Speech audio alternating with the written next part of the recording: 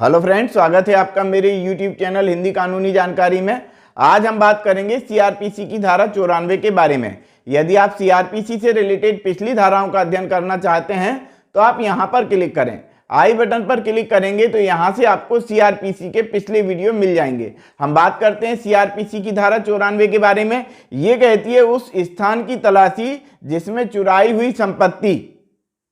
या कूटकृत दस्तावेज आदि होने का संदेह है। यानी कि जहां पर कूटकृत दस्तावेज या कूटकृत सामग्री या किसी भी प्रकार की नकली सामग्री या किसी भी प्रकार के नकली दस्तावेज या सिक्के या गलत मुद्राएं या कहें कि जो है नकली नोट, इस प्रकार की कोई सामग्री रखी हुई है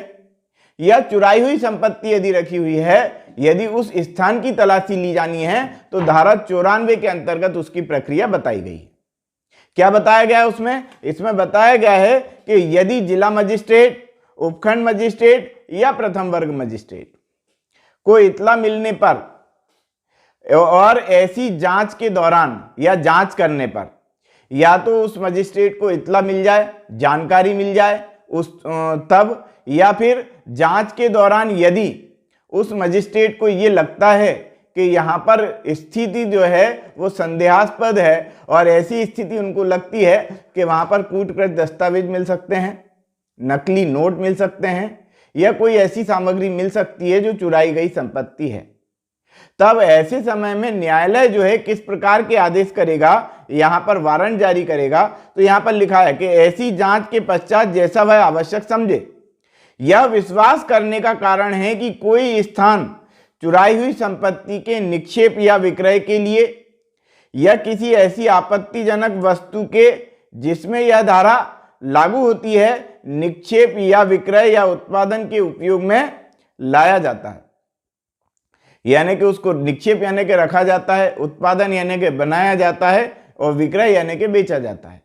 यानी कि उसका विक्रय किया जा रहा है और या फिर उसका उत्पादन किया जा रहा है या बनाया जा रहा है या उसको वहां पर रखा हुआ है। किसको? चुराई हुई संपत्ति को या फिर नकली नोट वगैरह यानी कि कूटकृत दस्तावेज आदि को यदि वहां रखा हुआ है, नकली स्टाम्प हैं, कूटकृत दस्तावेज हैं, इसके अलावा में और भी ऐसी सामग्रियां जो आपत्तिजनक सामग्रियां हैं जैसे अश्लील सामग्री वगैरह रखी हुई है, तो ऐसे समय में न्यायालय जो है तलाशी का वारंट जारी कर सकता है, आदेश दे सकता है। किसको आदेश देगा यहाँ पर ये भी बताया गया। तो या कोई ऐसी आपत्तिजनक वस्तु, मैंने बताया ना जो अभी कि अश्लील सामग्री वगैरह, या कोई ऐसी आपत्तिजनक वस्तु किसी स्थान में निक्षिप्त है यानी कि वहां पर रखी हुई है, तो वह कांस्टेबल की पंक्ति से ऊपर के किसी भी पुलिस अधिकारी को वारंट द्वारा यह प्राधिकृत कर सकता है कि, यानी कि कांस्टेबल जो है उससे ऊपर की पंक्ति का यदि कोई पुलिस अधिकारी है उसको जो है वारंट देकर के कह सकता है कि आप जाइए और वहां पर जाकर के तलाशी लीजिए। अब तलाशी लेगा तो पुलिस जो है किन किन स्थानों पर किस प्रकार तलाशी, तो पॉइंट नंबर का खा गाघा में बताया गया है। पॉइंट नंबर का बताया है कि उस स्थान में सहायता के साथ जैसा आवश्यक समझे वह प्रवेश करेगा। कौन प्रवेश करेगा? वह पुलिस अधिकारी जिसको वारंट का निष्पादन करना है, वह पुलिस अधिकारी। खा पॉइंट में दिया है वारंट में विनिर्दिष्ट रीति से उसकी तलाशी ले, यानी कि वारंट में जो बताया गया है, जो तरीके बताए गए हैं जिसके लिए तलाशी ली जा रही है उसके लिए वो तलाशी लेगा, वारंट में जो कुछ लिखा हुआ उस अनुसार। पॉइंट नंबर ग दिया है कि वह वहां पाई गई किसी वस्तु या संपत्ति को जिसकी चुराई हुई संपत्ति या ऐसी आपत्तिजनक वस्तु जिसको यह धारा लागू होती है होने का उचित संदेह है तो वह अपने कब्जे में लेगा। यानी कि वह उस वस्तु को अपने कब्जे में ले लेगा यदि वह वस्तु जो है, वह संपत्ति या वह सामग्री आपत्तिजनक सामग्री है, आपत्तिजनक सामग्री है या फिर चुराई हुई संपत्ति है, तो वह अपने कब्जे में उस संपत्ति को ले लेगा। पॉइंट नंबर घ बताया गया कि ऐसी संपत्ति या वस्तु को मजिस्ट्रेट के पास ले जाए या अपराधी को मजिस्ट्रेट के समक्ष ले जाए और उसके स्थान पर या फिर उसके स्थान पर वह पहरेदारी करे।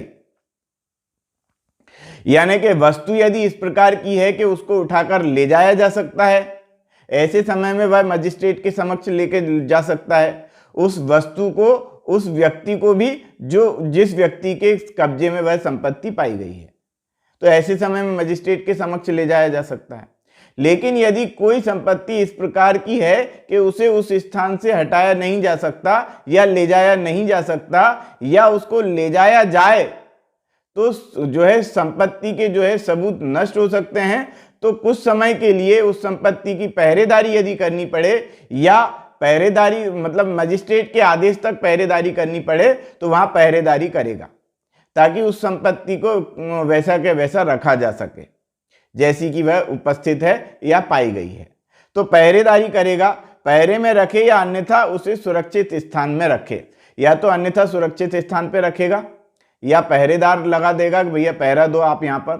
है ना, या फिर संपत्ति को मजिस्ट्रेट के समक्ष पेश करेगा, व्यक्ति को मजिस्ट्रेट के समक्ष पेश करेगा। पॉइंट नंबर ल में दिया है कि ऐसे स्थान में पाए गए ऐसे प्रत्येक व्यक्ति को अभिरक्षा में ले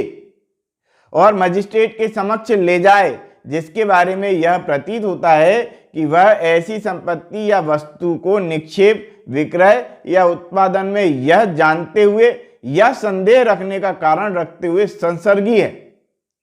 क्या जानते हुए या क्या विश्वास करने का कारण रखते हुए? इस प्रकार का विश्वास रखने का कारण रखते हुए कि वह चुराई हुई संपत्ति है या ऐसी आपत्तिजनक वस्तु है जिसको यह धारा लागू होती है। यानी कि यदि किसी व्यक्ति को इस बात का विश्वास है कि वह संपत्ति चुराई गई संपत्ति है या आपत्तिजनक संपत्ति है, या उसको इस प्रकार का या तो विश्वास है या संदेह या उसको पता है या उसको जानकारी है कि यह संपत्ति या तो चुराई गई संपत्ति है या जो है आपत्तिजनक संपत्ति है, आपत्तिजनक वस्तु है, यदि यह जानते हुए वह उस संपत्ति को अपने कब्जे में रखता, अपने पास रखता है, तो पुलिस जो है उसको गिरफ्तार कर लेगी और न्यायालय के समक्ष पेश करेगी। तो यह जानते हुए कि वह संपत्ति चुराई गई संपत्ति है या आपत्तिजनक संपत्ति है, उसका विक्रय करता है, उसको बनाता है या उसको अपने पास रखता है, तो जो है पुलिस उसको गिरफ्तार करके न्यायालय के समक्ष पेश करेगी। यह कहती है पॉइंट नंबर ड। अब पॉइंट नंबर 2 के बारे में हम अध्ययन करते हैं। पॉइंट नंबर 2, वे आपत्तिजनक वस्तुएं हैं जिनको यह धारा लागू होती है। यानी कि यहां पर यह भी बता दिया गया है कि ऐसी कौन कौन सी वस्तुएं होंगी जो आपत्तिजनक वस्तुएं मानी जाएंगी। अब चुराई हुई संपत्ति तो वो सारी संपत्तियां होती हैं जो चुरा करके लाई गई हैं, लेकिन आपत्तिजनक वस्तुएं कौन कौन सी होंगी इस संबंध में भी यहां पर बताया गया। क्या यहां पर बताया गया? कूटकृत सिक्का। कूटकृत सिक्का यानी कि नकली सिक्का यदि किसी ने बनाया है तो वह सिक्का जो है वो जो है आपत्तिजनक वस्तु के अंतर्गत आएगा। नकली सिक्का जिसको कहें। धातु टोकन अधिनियम 1889 के उल्लंघन में बनाए गए अथवा सीमा शुल्क अधिनियम 1962 की धारा 11 के अधीन तत्समय प्रवर्त किसी अधिनियम अधिसूचना के उल्लंघन में भारत में लाए गए धातु के खंड, यानी कि ऐसा कोई धातु का खंड जो सीमा शुल्क अधिनियम 1962 का उल्लंघन करते हुए लाए गए थे, या धातु टोकन अधिनियम 1889 के अंतर्गत वह अपने पास रखने के लिए सक्षम नहीं है वह व्यक्ति, तो वे सारे धातु के खंड, चाहे वह सोना हो, चांदी हो, हीरा हो, मोती हो, कुछ भी हो, ऐसी वस्तु, ऐसी धातु के खंड यदि वह सीमा शुल्क अधिनियम 1962 का उल्लंघन करके लाए गए हैं या धातु टोकन अधिनियम के अंतर्गत वह रखने के लिए अधिकृत नहीं है, तो वह धातु के खंड यदि किसी व्यक्ति के पास पाए जाते हैं तो वह भी आपत्तिजनक वस्तुएं माने जाएंगे। पॉइंट नंबर ग में बताया गया कि कूटकृत करेंसी नोट या कूटकृत स्टाम्प, यानी कि नकली नोट यदि किसी के पास पाए जाते हैं या नकली स्टाम्प किसी के पास पाए जाते हैं तो यह भी आपत्तिजनक वस्तु की श्रेणी में आते हैं। अब अगला पॉइंट दिया है कूटकृत दस्तावेज, कूट रचित दस्तावेज, यानी कि किसी व्यक्ति के द्वारा यदि कोई कूट रचित दस्तावेज तैयार किया गया है और वह कूट रचित दस्तावेज या तो विक्रय के लिए रखा गया है या बनाया गया है या अपने कब्जे में रखा गया है, तो ऐसे व्यक्ति को या ऐसी वस्तु को व्यक्ति के साथ गिरफ्तार किया जाएगा।